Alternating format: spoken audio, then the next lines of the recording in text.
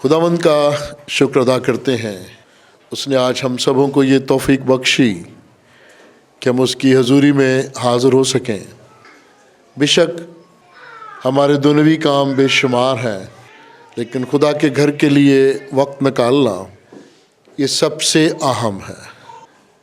कलीसियाई mail मिलाप में शरीक होना सबसे अहम है, और इल्म हासिल करने के लिए, रूहानी इल्म हासिल करने के लिए यहाँ आके सीखना भी बड़ा ही अहम है। क्योंकि जब हम सीखेंगे तो हमारे अंदर एक जज्बा पैदा होगा कि हम भी जाके दूसरों को सुनाएं। जिस तरह एक शिफा पाने वाला शख्स लोगों को बताता है कि मेरे खुदावंद ने मेरे लिए बड़े बड़े काम किए हैं।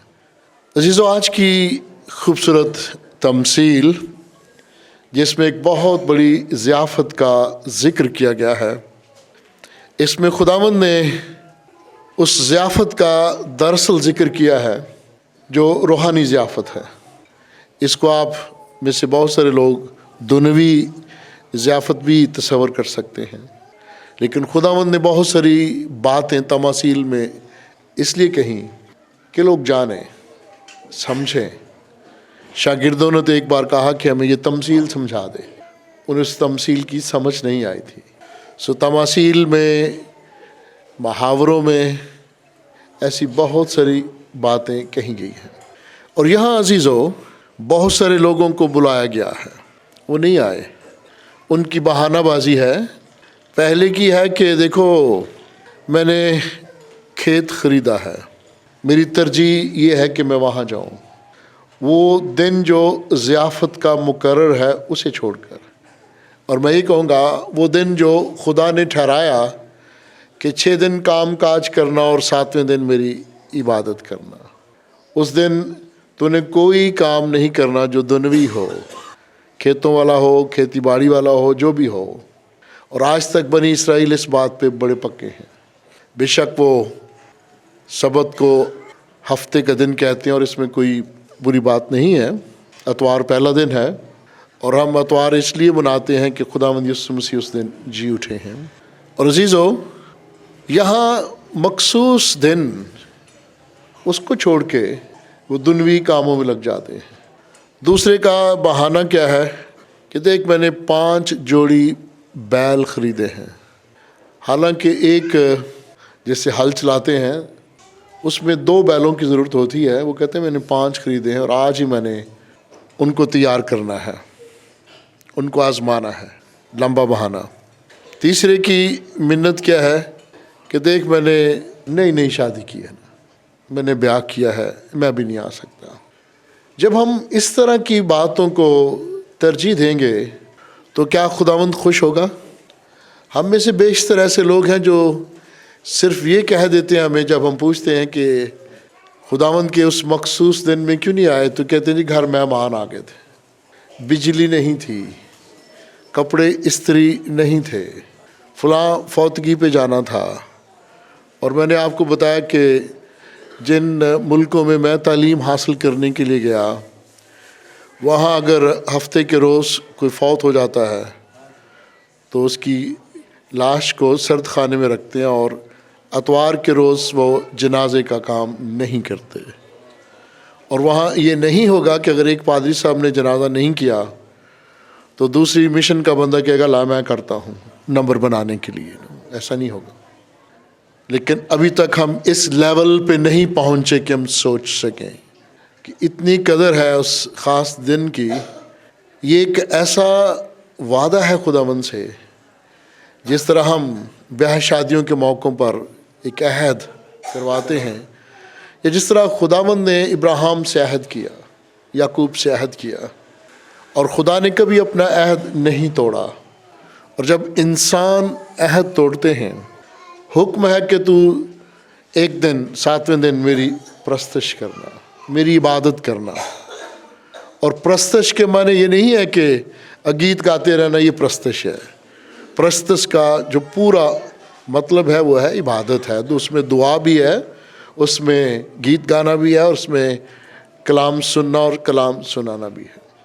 अजीज़ों, खुदावंद ने, उस मालिक ने آقا نے نوکر سے کہا کہ جا، جلد جا، فوری جا، جلدی کر، شہر کے بازاروں اور کوچوں میں جا اور وہاں سے غریبوں، لنجوں، اندھوں اور لنگڑوں کو یہاں لے آ۔ یعنی وہ لوگ جو بے یار و مددگار ہیں، جن کا کوئی سہارا نہیں ہے، جن کو کبھی کسی نے اس طرح کی ضیافت میں نہیں بلایا، ان کو لے آ۔ اور اگر آپ دنیوی لحاظ سے دیکھیں اس تمثیل کو تو آپ دیکھیں گے کہ جو اس طرح کے بے سہارا لوگ ہیں، کس طرح وہ شادی بیاہ کے جو شامیانے لگتے ہیں ان کے باہر یا ان کے نیچے سے بیچارے روٹی مانگتے ہیں، کہتا ان کو لے آؤ۔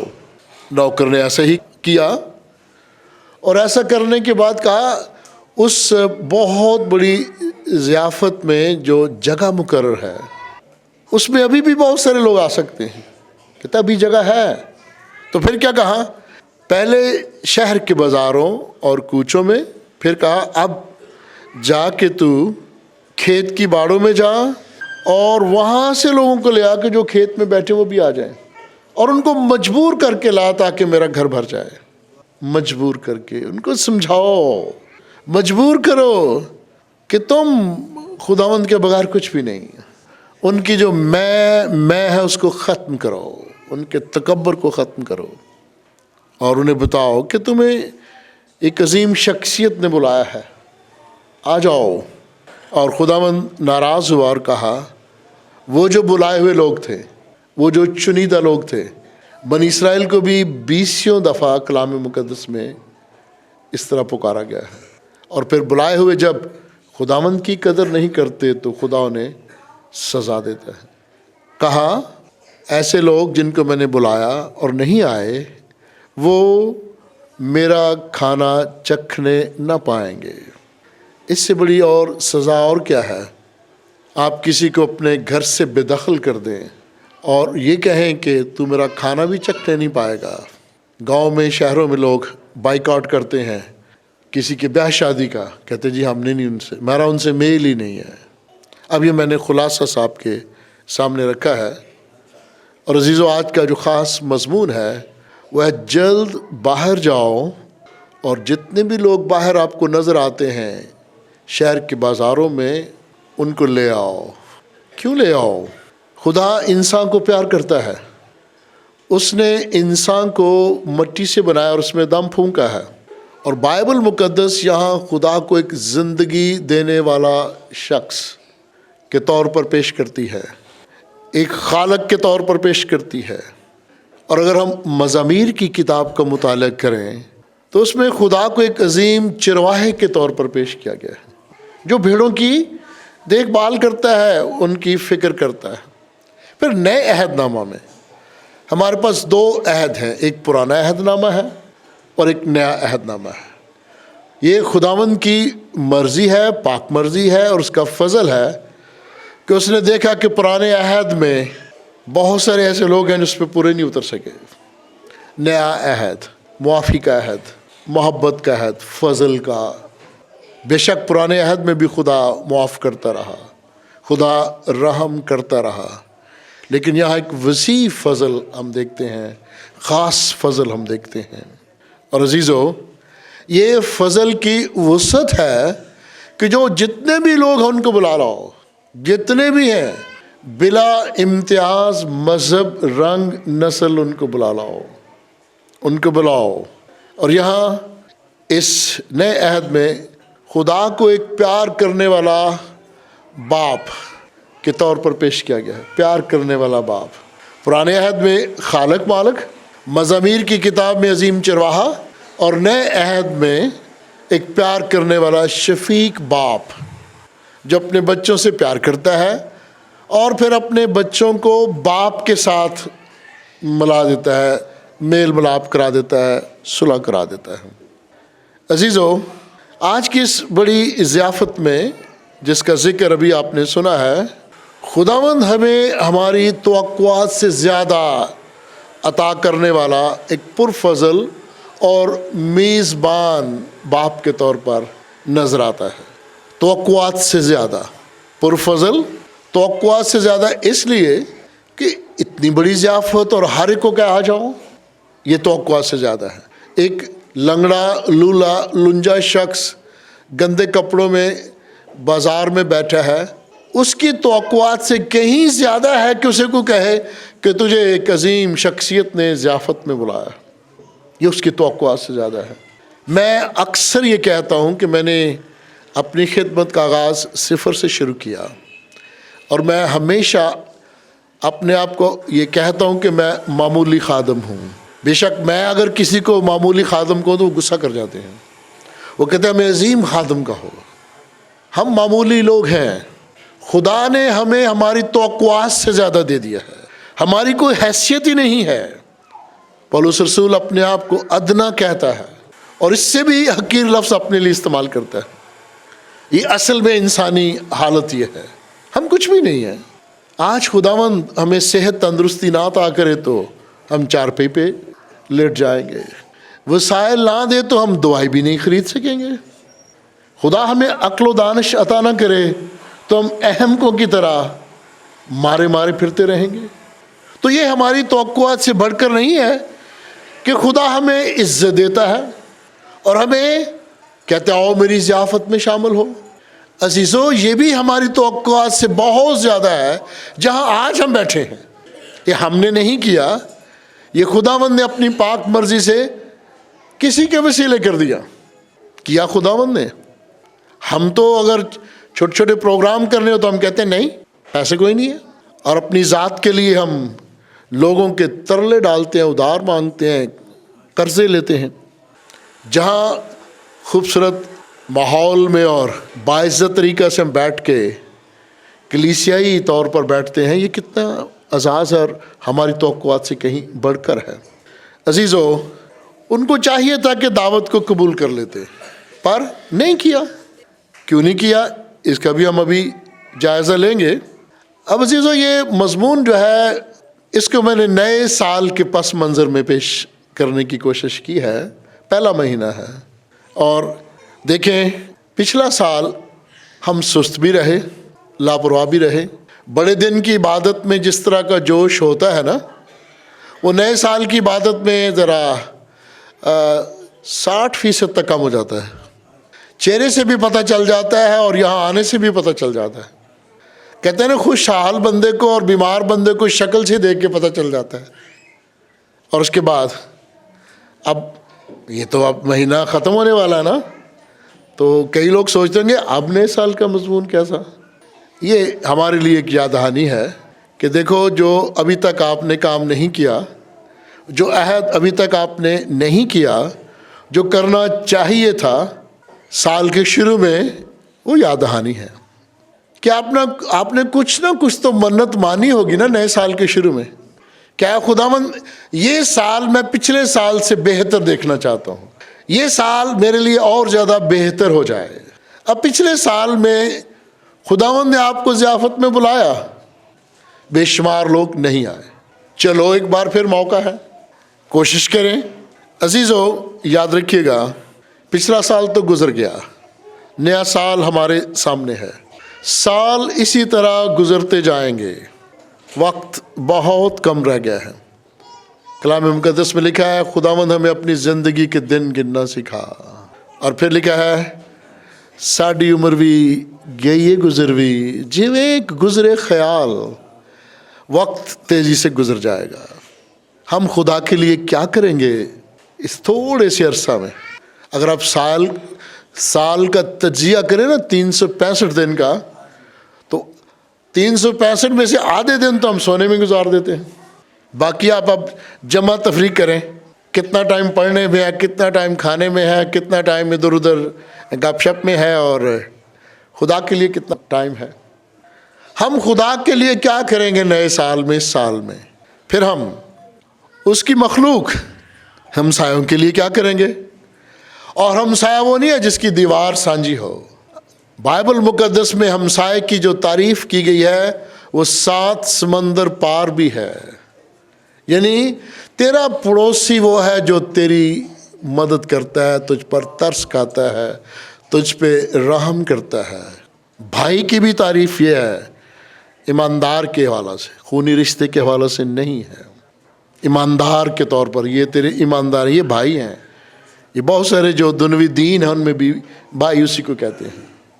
یہاں بھی عزیزو خدا چاہتا ہے کہ تمہاری جو گواہی ہے وہ پڑوسیوں تک جائے.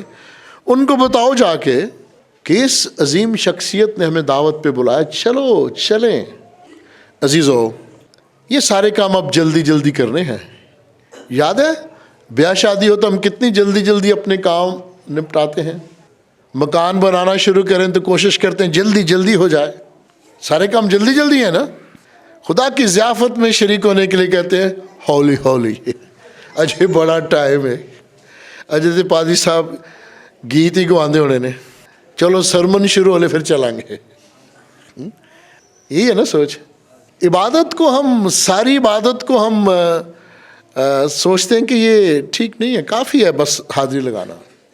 20 دفعہ میں یہ کہتا ہوں کہ پرستش جو ہے اس میں دعائیں بھی ہیں، اس میں گواہیاں بھی ہیں، اس میں کلام سننا سنانا بھی ہے، اور اس میں گیت گانا ہے. حمد و ثنا اسی کو کہتے ہیں.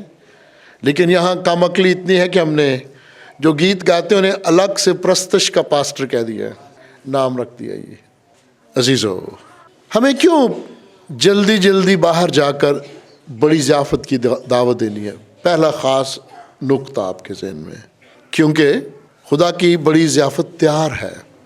اکثر و بیشتر جب ہم گھروں میں جاتے ہیں تو آپ یہ جملہ سنتے ہیں ماؤں سے یا بیوی سے، کھانا ابھی تیار نہیں ہوا، 30 منٹ میں 40 منٹ میں ہو جائے گا. کچھ ماؤں بہنوں سے میں نے یہ بھی سنا ہے بس سالن تیار ہے اور بس روٹی پکانی ہے ابھی. ایسے ہی ہے نا. اور جب ہم موازنہ کرتے ہیں خدا کی ضیافت سے تو یہاں یہ 2 جملے نہیں آپ کو سننے میں ملیں گے. کیا ملے گا سننے میں؟ خدا کی ضیافت تیار ہے، آ جاؤ. جس طرح خدا کبھی نہیں سوتا اس طرح اس کی ضیافت بھی سدا تیار رہتی ہے. دن ہو رات ہو. زبور نویس کہتا ہے شام صبح دوپہرہ نو میں فریاداں گزرانا. وہ شام صبح اور دوپہرہ اس کا ذکر کرتا ہے. اور یہاں ایسے بھی ذکر ہے ان عظیم خدا کے خادموں کے جن کا ذکر بائبل مقدس میں ہے. وہ صبح سویرے اٹھ کے خداوند کی پرستش کرتے ہیں. اور وہ کیا زبور ہے؟ تڑکے مت نہ ڈھونڈا یار ہم میرے خدایا. کچھ ایسے بھی خدا کے لوگ ہیں جو آدھی رات اٹھتے ہیں اور دعا مانگتے ہیں. یعنی خدا ہر وقت تیار ہے، کہتے آؤ میری ضیافت میں شامل ہو جاؤ. یہ کوئی عذر نہیں ہے کہ میں اس ٹائم خداوند کو کیوں ڈسٹرب کروں، کیوں تنگ کروں. اور عزیزو یہ کوئی والدین کی دنوی ضیافت نہیں ہے کہ ابھی تیار نہیں. اور آپ جانتے ہیں بیاہ شادیوں میں کتنا انتظار کراتے ہیں ہمیں. وہ بس روٹی کھلنے والی، روٹی کھولتے کھولتے، کھانا کھولتے کھولتے 3-4 گھنٹے لگا دیتے ہیں. یہ دنوی ضیافتیں ہیں. اور جو چرچ کی ضیافتیں ہیں یہ دیکھیں کتنے لوگ ہیں. دیکھیں وہ جذبہ جو 24 کی رات کا تھا اور 25 کا تھا. ایسا لگتا ہے یہ جیسے یہ صرف 24 کی رات کے ہی مسیحی ہیں. کچھ لوگ ایسا لگتا ہے یہ صرف 25 کے دن جو خداوند نے خاص فضل بخشا کہ ہم منائیں اسی کے لیے یہ پیدا ہوئے ہیں. اتنا زور لگا دیتے ہیں کپڑے تیار کرنے کا، ادھار مانگتے ہیں. بھی بھلا خداوند کی ضیافت میں تو لنگڑے لولے سب آ سکتے ہیں. کپڑے اگر نئے نہیں ہوں گے تو کیا ہوگا؟ اس پہ اتنا زور. اور 25 کے بعد آہستہ آہستہ روشنی جو ہے نا وہ دھیمی پڑتی جاتی ہے، سیک کٹتا جاتا ہے، آخر جو چوئی رہ جاتا ہے. تو جڑا 14 دھواں بھی سیانے کے دن ہوتے پانی پا دھواں ہوتا ہے. حالانکہ سیاستدان کہتے ہیں پانی نہ پاؤ مٹی پاؤ. پیاری بہنوں اور پیارے بھائیوں، ہمیں اس لیے بھی جلدی کرنی ہے، اس سے ہمارا ایمان نظر آتا ہے اور خدا کے ساتھ وفاداری نظر آتی ہے. ہمیں اس لیے بھی جلدی کرنی ہے کہ نجات دہندہ نے موت پر فتح پانے کے بعد ہمیں یہ بتایا کہ دیکھو میں زندہ ہوں اور اب تک زندہ رہوں گا، اور میں تمہیں بچانے کے لیے آیا ہوں. میں تمہارا استاد بھی ہوں اور تمہارا دوست بھی ہوں. تو جلدی کریں اس دوست اور استاد کے پاس جائیں. اس نے تو وہ فرق ہی نہیں رکھا جو پرانے عہد میں تھا کہ تم میں سے کوئی ایسا شخص نہ ہو جو اپنے آپ کو پاک صاف کر کے اس پہاڑ کے نزدیک آئے. ایک فاصلہ تھا پرانے عہد نامہ میں. نئے عہد نامہ میں تو وہ فاصلہ ہی ختم ہو گیا. ہمیں دوست کہا گیا, بھائی کہا گیا. اس سے عظیم رشتہ اور کیا ہو سکتا ہے. پھر ہمیں جلدی جلدی اس لیے بھی کرنی ہے کہ روح القدس اس نے ہمیں انعام میں دے دیا ہے, وہ مددگار ہے, اور روح القدس ہمارے دلوں اور زندگیوں میں کام کرنا چاہتا ہے. جلدی کرو. اس لیے بھی جلدی کرنی ہے کیونکہ آسمانی فرشتے تیار بیٹھے ہیں کہ اگر کو روح بچ جائے تو ہم خوشیاں منائیں. پڑھا نا آپ نے, اگر ایک شخص توبہ کر کے ایمان لاتا ہے تو لاکھوں فرشتے آسمان پر خوشیاں مناتے ہیں. اس لیے کہتے ہیں جلدی کر لو, موقع ہے. دوسری خاص بات جو اس تمثیل میں سے ہم نے سیکھنی ہے, پہلی تو یہ ہے کہ ضیافت تیار ہے. دوسری یہ ہے کہ کہیں یہ موقع ہاتھ سے نہ نکل جائے. اس سے مراد کیا ہے؟ کہیں آپ بیمار ہو جائیں اور چارپی پہ نہ پڑ جائیں, پھر آپ کو موقع نہیں ملے گا کلیسیہ رفاقت شراکت کا. میں نے اپنی کچھ یہاں بزرگ بہنوں کو دیکھا ہے, وہ کمزوری کی حالت میں آتی ہیں, سہارا لے کے آتی ہیں, کسی بچی کو کہتی ہیں چھوڑ آؤ, اور میں داد دیتا ہوں. ان کو دیکھ کے میرا دل خوش ہوتا ہے کہ کتنا خوبصورت ایمانی جذبہ ہے ان میں. اور جو تندرست و توانا لوگ ہیں جو ادھر ادھر کے کاموں میں گھومتے رہتے ہیں, ان کے بارے سوچیے گا کہ بھی موقع ہے. ابھی 365 دنوں میں دن ہی کتنے ہیں آپ کے پاس جن میں آپ نے خداوند کی اس حضوری میں, اس ضیافت میں جانا ہے. یاد رکھیے, وقت کبھی ٹھہرا نہیں رہتا. کل گزر گیا اور پھر آنے والا کل ابھی نہیں آیا. بس ہمارے لیے صرف آج ہی کا دن ہے. یعنی کوئی کام کل پہ نہ ڈالیں, ہم آج ہی کا دن ہے. ہمیں اس موقع کو ہاتھ سے نہیں جانے دینا چاہیے. آج ہی عہد کریں, آج ہی عہد کریں. کیا خداوند, میں نے تیری ضیافت میں آج ہی شریک ہونا ہے, ابھی شریک ہونا ہے. اور جو مسیحی گواہ ہے نا, ایماندار لوگ ہیں نا, وہ یاد رکھیں اگر ہم نے موقع گنوا دیا تو شاید خدا ہمیں دوبارہ اپنا نمائندہ نہ بنائے. جب ہمیں وہ دوبارہ اپنا نمائندہ نہیں بنائے گا تو پھر ہم دوسروں کو دعوت کیسے دیں گے؟ میں بہت سارے پاسبانوں کے اور ان سے بڑے جو انتظامی عہدے والے ہیں بشپ صاحبان, ان کا نام نہیں لوں گا, لیکن میں آپ کو بتا سکتا ہوں انہوں نے بشارت دینے کا موقع ضائع کر دیا, اور آج وہ دنیا میں بھی عزت نہیں پا رہے, اور اگلے جہاں میں تو یقیناً وہ عزت نہیں پائیں گے. وہ موقع جو انہیں دیا گیا تھا کہ تمہیں میں نے اپنا نمائندہ مقرر کیا ہے, تمہیں میں نے یہ احساس دیا ہے, تمہیں لوگ خادم سمجھ کے اچھی جگہوں پہ بٹھاتے ہیں, تمہیں عزت دیتے ہیں, تمہاری بات سنتے ہیں, تم نے موقع گوا دیا ہے, تم نے بشارت نہیں کی. اور عزیزو, پھر خدا کسی اور کو چن لیتا ہے. یوحنا رسول کی معرفت لکھی گئی انجیل میں 9ویں باب میں لکھا ہے 4 آیت میں, وہ رات آنے والی ہے جس میں کوئی شخص کام نہیں کر سکتا. وہ رات آنے والی ہے, اور میں کہتا ہوں اگر آپ چارپائی پہ پڑ جائیں تو پھر آپ کام نہیں کر سکیں گے. وہ رات آنے والی ہے. پھر عزیزو, وہ رات آنے والی ہے جس میں کوئی جواب نہیں دے سکے گا. آپ ابدی نیند سو جائیں گے, پھر کیا جواب دیں گے؟ جو آدمی سانس نہیں لے سکتا اس نے کیا آپ گواہی دینی ہے؟ عزیزو, کوشش کریں بلائے ہوئے لوگوں کا انتظار اب نہ کریں. بہت کر لیا, اب آپ ان لوگوں میں جائیں جو بے ایمان ہیں, دنیا دار ہیں, ان کا ایمان خدا پر نہیں ہے اور وہ مسیح کے وسیلے خدا تک نہیں جانا چاہتے. ایسے اربوں لوگ موجود ہیں, کروڑوں نہیں اربوں لوگ موجود ہیں. یسایا نبی کی کتاب میں لکھا ہے اب آؤ, یعنی ابھی آؤ, اب آؤ. بڑی چھوٹی سی آیت ہے. यशायाह पहला बाब और 18वीं आयत है ये। और करंथुस की कलीसिया को पौलुस रसूल लिखता है अब देखो। यशायाह कहता है अब आओ, पौलुस कहता है अब देखो। और ज़बूर नवीस क्या लिखता है, कहता है आओ हम दुआ मांगे, आओ हम दुआ मांगे और अपनी ज़िंदगी के दिन गिन सकें।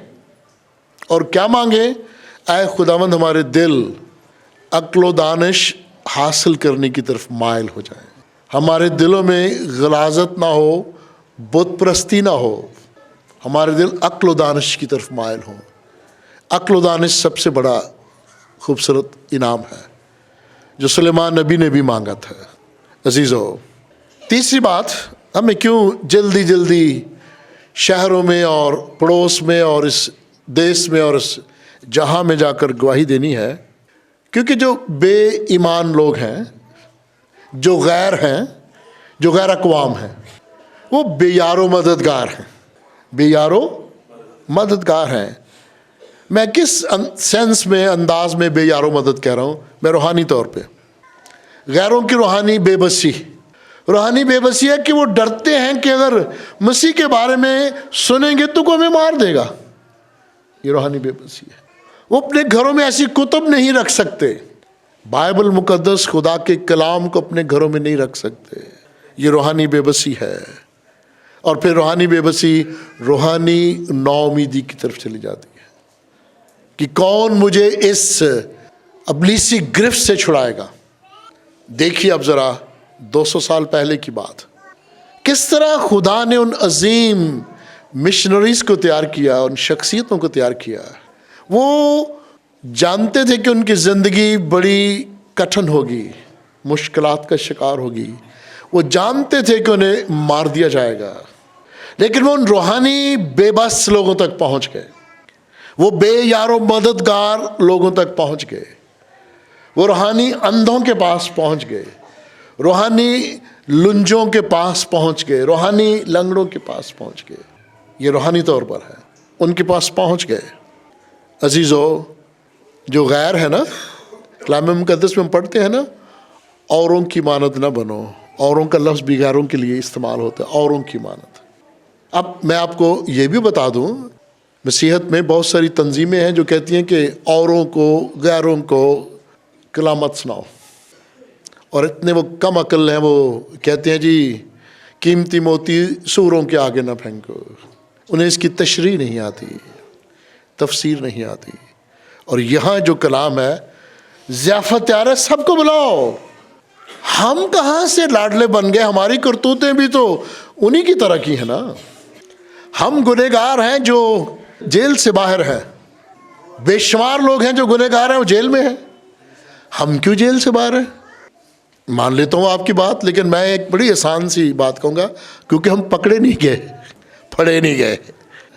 हम पकड़े नहीं गए, वरना कोई हमें जेल में डाल देता। पकड़े नहीं गए, वो खुदा का फजल है हम भी गुनहगार। लेकिन अजीज़ों, जो लोग बेईमान हैं, जिनके पास इल्म नहीं है, हम उनकी रसूमात पर ही इतराज़ करते रहते हैं कि ये ऐसा क्यों करते हैं। मैं कहता हूँ उन्हें सिखाओ तो सही ना। पहले रोज़ा है, नमाज है, ईद है, क़यामत के बारे में है, कुर्बानी के बारे में। भाई वो गुस्सा करने की बजाय पहले उन्हें सिखा तो लो। वो तो रूहानी अंधे हैं, रूहानी तौर पर बेबस है, बेयारो मददगार हैं। एक शख्स को पता ही नहीं है कि मसीह के वसीले मैंने ज़िंदगी पानी है, तो आप उससे कैसे लड़ेंगे? एक शख्स मुसलसल बुत परस्ती करता है, उसे सिखाएंगे तो वो बुतों को छोड़ेगा ना।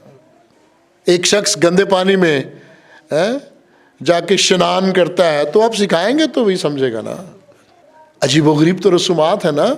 पुराने अहद में बनी इसराइल भी अजीब व गरीब रसूमात का शिकार थे, तो खुदावंद ने उन्हें रसूमात की शरीयत से फ़ारग कर दिया कि छोड़ दो, अब इनको तुम आज़ाद हो, रस्मी शरीयत को छोड़ दो, रसूमात तुम्हें नहीं बचा सकती।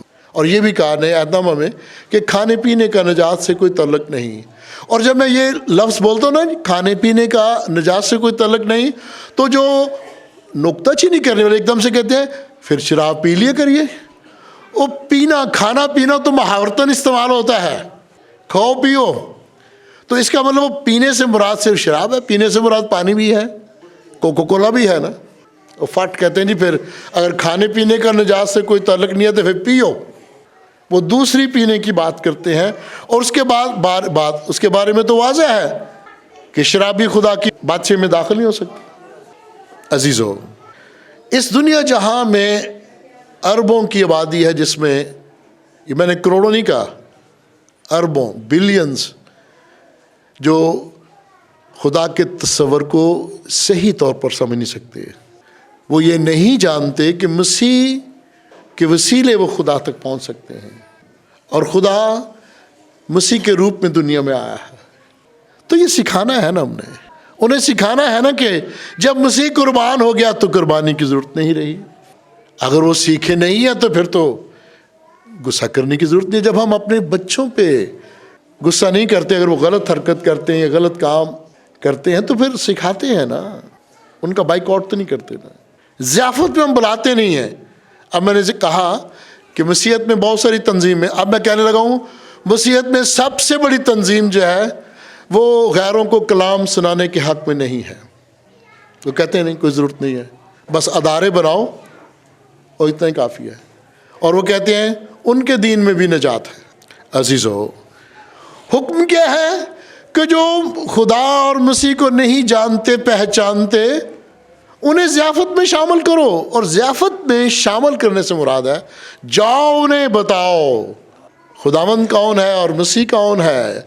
یسوع نے تو سمجھانے کی کوشش کی، جس نے مجھے دیکھا اس نے باپ کو دیکھا، باپ مجھ میں ہے اور میں باپ میں ہوں۔ اس نے سکھانے کی کوشش کی نا، اس نے نفرت نہیں کی۔ سیکھو۔ عزیزو، ہمیں تیسری خاص بات، ہمیں اس لیے بھی جلدی دنیا میں جا کے، اپنے شہروں میں، پڑوس میں جا کے ضیافت کی دعوت دینی ہے، کیونکہ بے شمار لوگ جو ہیں وہ ابھی تک ابلیس کی گرفت میں ہیں۔ یہ ابلیس کون سا ہے؟ وہی جو پرانا اژدہا ہے۔ ہم خدا کے دشمنوں کی گرفت میں ہیں، ان دشمنوں کی گرفت میں ہیں جو روحوں کے دشمن ہیں۔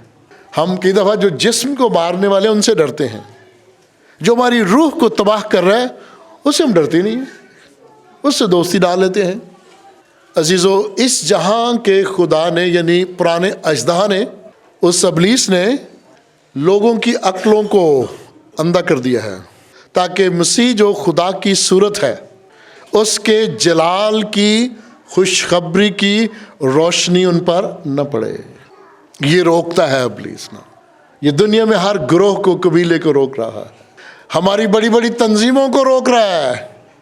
اور وہ تنظیمیں کہتی ٹھیک ہے اپنی اپنی نماز پڑھو، اپنے اپنے دین کو مانو، وہاں نجات ہے، جاؤ۔ عزیزو، ایسے لوگ بے ایمانی اور بے وفائی کی حالت میں رہتے ہیں جو گواہی نہیں دیتے، وہ بے وفا ہیں خداوند سے، اور مایوس لوگوں کو ضیافت میں بلانا ہماری ذمہ داری ہے۔ پھر عزیزو، ہمیں اس لیے بھی جلدی کرنی ہے، یہ چوتھا خاص نقطہ ہے، کیونکہ یہ مسیح کا حکم ہے۔ مسیح کے اس حکم کو کہتے ہیں ارشاد اعظم۔ ارشاد اعظم کیا ہے بھلا؟ بولیے گا۔ شاباش، دنیا میں جاؤ، قوموں کو شاگرد بناؤ اور انہیں باپ اور بیٹے اور روح القدس کے نام سے بپتسمہ دو۔ خدا باپ کے روپ میں، خدا بیٹے کے روپ میں، اور خدا روح القدس کے روپ میں۔ انہیں یہ سکھانا ہے، یہ ارشاد اعظم ہے۔ خدا ایک ہی ہے لیکن وہ 3 صورتوں میں ظاہر ہو رہا ہے، اور مخالف خدا، مخالف مسیح، وہ یہ سکھانا نہیں چاہتے، وہ روکتے ہیں۔ عزیزو، دنیا میں ابھی بہت سارے ملکوں میں ایسے قبیلے ہیں جن کا رہن سہن آج سے 500 سال پرانے لوگوں کی طرح کا ہے۔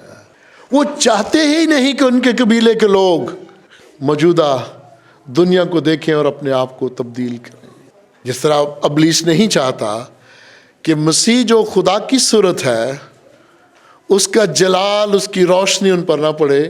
وہ روک رہے ہیں، اور خدا موقع دے رہا ہے۔ خدا کسی کی ہلاکت نہیں چاہتا، وہ موقع دے رہا ہے، اور وہ موقع ابلیس اور اس کے فرشتوں کو بھی دے رہا ہے کہ تم بھی توبہ کر لو، یہ بھی تو اسی کی مخلوق ہے نا, یہ نوری مخلوق ہے نا. وہ خاکی مخلوق کو بھی موقع دے رہا ہے اور وہ نوری مخلوق کو بھی موقع دے رہا ہے اور وہ گرائے ہوئے فرشتوں کو موقع دے رہا ہے. توبہ کرو. اور جو آسمانی فرشتے ہیں وہ خوشیاں مناتے ہیں جب کوئی ایماندار خداوند کے پاس آتا ہے. فرق دیکھیے گا.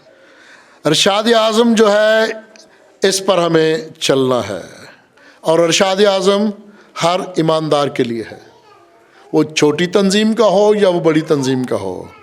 اس کی تنظیم کے سربراہ بے شک کہیں کہ میں غیر قوم کو کلام نہیں سنانا, کہتے رہیں. آپ کو پتہ ہے پرانے دور میں جو تنظیموں کے سربراہ تھے وہ اپنے فتوے دیا کرتے تھے, بائبل پڑھ کے نہیں, اپنے فتوے. مسیح کا حکم ہے کہ جاؤ دنیا کو بتاؤ خدا باپ اور خدا بیٹا اور خدا روح القدس, اس کے وسیلے نجات ہے, اور اس پر فضل دعوت میں شریک کرو. ہمیں عزیزو اس پر عمل کرنا ہے. اب ارشاد اعظم کا جو حکم ہے اس پہ عمل کرنا ہے. ضروری ہے کہ باہر نکلیں, جلدی جلدی کریں. کیا ہم اپنے پڑوسیوں کو کبھی دعوت دیتے ہیں؟ کیا وہ کبھی پڑوسی مل کے دعا مانگیں, پڑوسی مل کے خدمت کریں, یا ہم حسد میں ہی ہر وقت جکڑے رہتے ہیں؟ اس کا گھر اچھا کیوں بن گیا, اس کے پاس یہ اچھی گاڑی کیوں آ گئی, اچھے کپڑے کیوں پہنتا ہے, اسی حسد میں ہی بھرے پڑے رہتے ہیں. سوچیے گا. عزیزو باہر نکلیں اور بتائیں, اپنی برکات کا ذکر کریں کہ جب میں روحانی اندھا تھا میری حالت کیسے تھی, جب میری روحانی آنکھیں کھلی تب میری کیسے بدلی. یہ بڑی زبردست گواہی ہے. عزیزو آؤ, دنیا جہاں میں جو لوگ روٹی کی تلاش میں ہیں, جو لوگ پانی کی تلاش میں ہیں, انہیں کہ آؤ, جس طرح یسوع نے کہا اگر تم مجھ سے مانگتی تو میں تجھے زندگی کا پانی دیتا, اور کہا اپنے آپ کو پیش کر کے یہ روٹی ہے, یہ زندگی کی روٹی سے توڑو, یہ بدن تمہارے لیے ہے. یہ مسیح پر ایمان لانا ہے, یہ اس کے ساتھ وفاداری کا عہد ہے. اس لیے بہت ساری کلیسیوں میں مہینے کے ایک بار کلیسیا میں 4 بار کے ہر اتوار کرتے ہیں, بلکہ اس سے بھی زیادہ, تاکہ لوگوں کو یاد دلاتے رہیں کہ یہ بدن ہمارے لیے توڑا گیا ہے. عزیزو آخری خاص بات, ہمیں کیوں جلدی جا کے ضیافت کی بات دونوں لوگوں کو بتانی ہے؟ میرے ساتھ مل کر بولیے گا ذرا. کیونکہ خدا باپ کو ہم پر ترس آتا ہے. خدا باپ کو ہم پر ترس آتا ہے. آمین کہیے گا. اب آپ سمجھ گئے ہوں گے کیسے ترس آتا ہے. بہت بڑی بھیڑ تھی خداوند کے پیچھے نا. شاگردوں نے کیا کہا تھا؟ آئے استاد, دن ڈھلا جاتا ہے, شام ہونے والی ہے, ان کو جانے دو. شاگردوں کو ترس نہیں آیا, ان کو اس بات کا خیال بھی نہیں آیا کہ کائنات کا خالق مالک ہمارے درمیان ہے, جو یہ کہتا ہے ہو جا تو ہو جاتا ہے. ذرا ہم منہ بند رکھیں اور نہ بولیں, ہم انتظار کریں استاد کا. استاد کیا کہتا ہے؟ کبھی غور کیا نا آیات پر؟ چیلے زیادہ تیز ہو گئے. ایک پنجابی کا محاورہ ہے نا, چیلے جان چھڑپ. چیلے کہتے ہیں جان دو, چیلے ذمہ داری نہیں لینا چاہتے.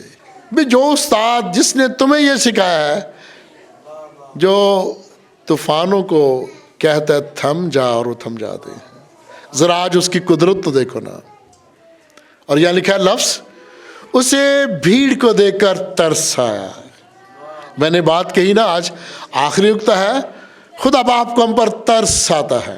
وہ ہمیں دیکھتا ہے تو اسے ترس آتا ہے کہ یہ تو بیچارے آٹا لائن کھڑے ہو کر لیتے ہیں. ترس آتا ہے. ہمارا پورا ملک ابلیس کی گرفت میں ہے. خدا باپ کو ترس آتا ہے کہ یہ اس کی مخلوق ہے. ابلیسی چیلوں کی گرفت میں ہے. یہ وہ ہماری روٹی ہم سے چھینتے ہیں, وہ ہمارے بنیادی حقوق ہم سے چھینتے ہیں, وہ انسانی حقوق چھینتے ہیں. یہ مخالف خدا لوگ ہیں، ان کی سوچ ابلیسی ہے، اور خدا کہتا ہے مجھے اس طرح کی بھیڑ کو دیکھ کے ترس آتا ہے۔ ان کا حال کیا ہے؟ وہ ان کی زمین کتنی اچھی میں نے دی، ان کو میں نے زرخیز زمین دی، ان کو میں نے بے شمار وسائل دیے، پھر بھی بھوکے ہیں، پھر بھی ننگے ہیں، پھر بھی بے یار و مددگار ادھر ادھر پڑے ہیں۔ اسی بات کو مد نظر رکھ کر زمانہ قدیم میں خدا کے عظیم شاگرد نکلے، اور انہوں نے ایسے ملکوں میں اپنا قدم رکھا جو معاشرے بالکل بند تھے، جہاں غیر ملکی آ نہیں سکتا تھا۔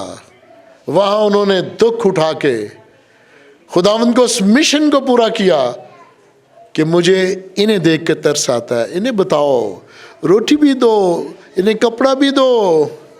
اس زمانہ میں بھی لوگ شکایت کرتے تھے، صاحب اے 2 واری آٹا لے گیا ہے، 2 واری تیل لے گیا ہے، 2 واری کپڑے لے گیا ہے۔ اور صاحب کیا کہتا تھا؟ خدا کا خادم تھا نا، کہتے کوئی بات نہیں، لے گیا، اس کو 2 کی ضرورت تھی۔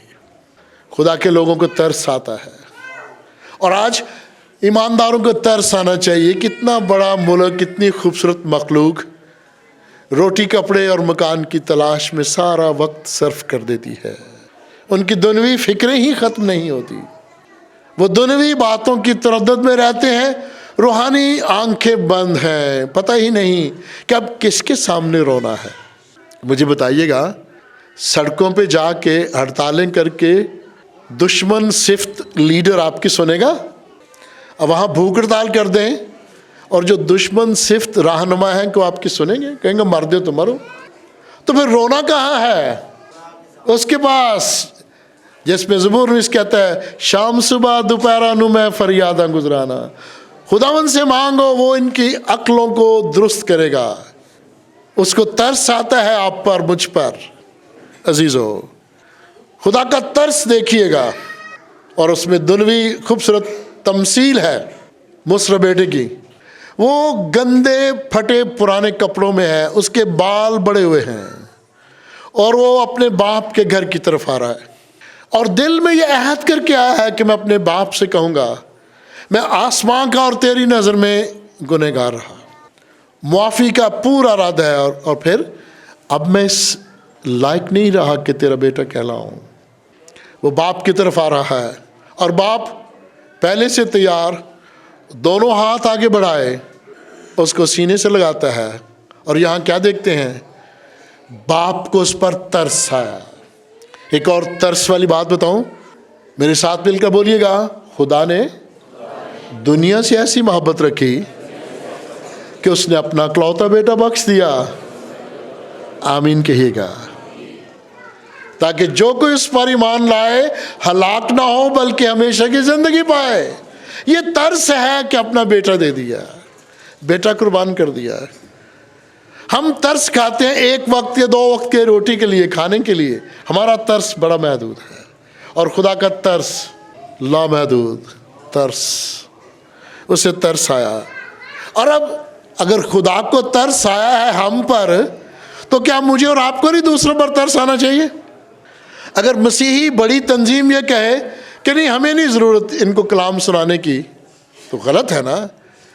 جب ہمیں کلام ملا ہے، جب ہمیں گواہی ملی ہے، جب ہمیں برکت ملی ہے، تو کیوں نہیں ان کو جو بے یار و مددگار ہیں، جو روحانی طور پر بے بس ہیں، جو ابلیس کی گرفت میں ہیں، انہیں بھی یہ برکت دیں۔ جو ترس کی برکت ہمیں ملی ہے وہ دوسروں میں بانٹیں۔